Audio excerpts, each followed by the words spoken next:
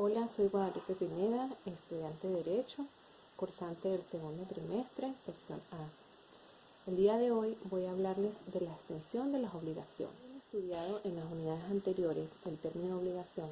Recordamos que la obligación es una situación jurídica en la que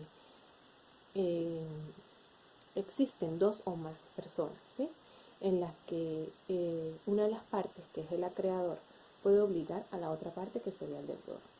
El Código Civil venezolano nos señala que la obligación consiste en dar, hacer o no hacer algo. Hay que señalar que el Código Civil venezolano, en el capítulo 4, nos señala todo el contenido de la extensión de las obligaciones, que se abarca entre los artículos del 1283 al 1553. Una vez que nosotros estemos obligados frente a una persona, es importante que conozcamos de qué manera nos podemos liberar de esas obligaciones.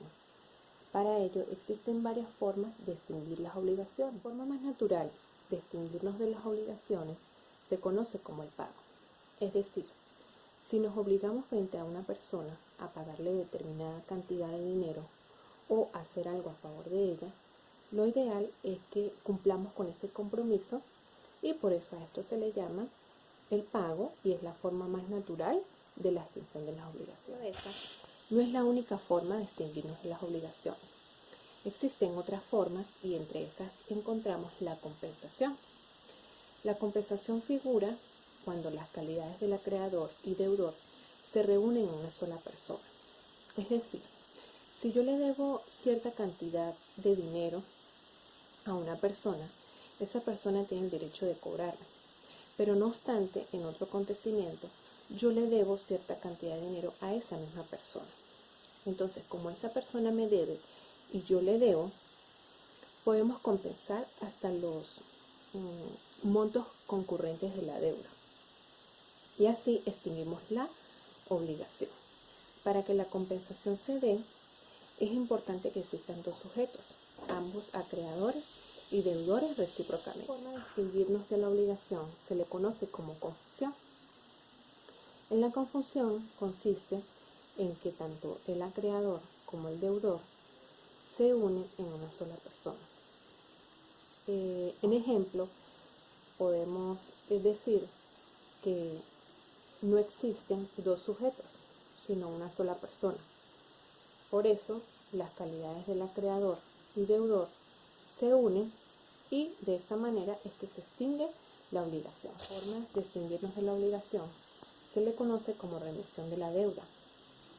Coloquialmente se le conoce también como perdón de deuda.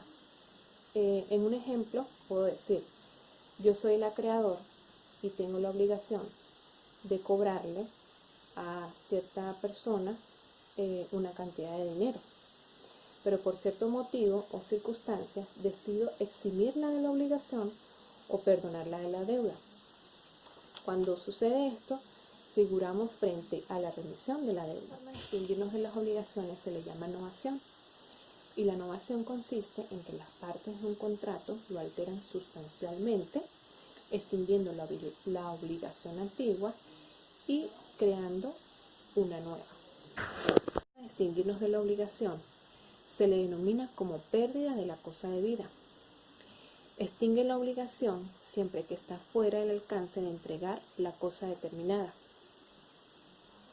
y se hubiere perdido o destruido sin culpa del deudor y antes de este haberse constituido en mora. Bueno, para finalizar, en esencia, estas son las formas de extinguirnos de las obligaciones. Este fue un análisis luego de haber revisado cada uno de los conceptos de las formas de extinguir las obligaciones. Espero les sea útil el contenido y de esta manera me despido.